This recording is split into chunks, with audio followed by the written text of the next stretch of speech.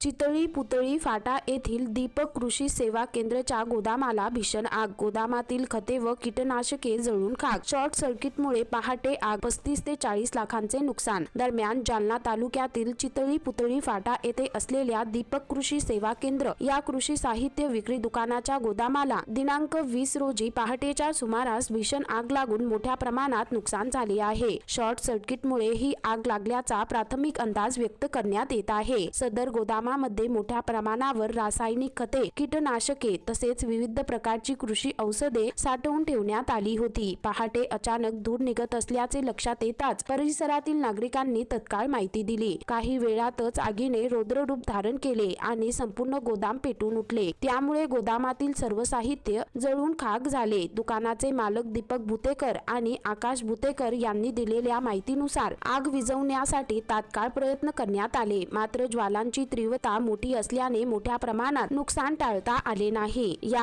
आगीत अंदाजे 35 ते 40 लाख रुपयांचे नुकसान झाल्याचे सांगण्यात येत आहे। सुदैवाने या घटनेत कोणतीही जीवितहानी झाली नाही, मात्र शेतकऱ्यांसाठी आवश्यक असलेला खत व कीटकनाशकांचा साठा नष्ट झाल्याने परिसरातील शेतकऱ्यांवर त्याचा परिणाम होण्याची शक्यता व्यक्त केली जात आहे। घटनास्थळी स्थानिक पोलीस व महसूल प्रशासनाने भेट देऊन पंचनामा केला असून घटनेची पुढील चौकशी सुरू आहे। या घटनेमुळे परिसरात हळहळ व्यक्त करण्यात येत आहे।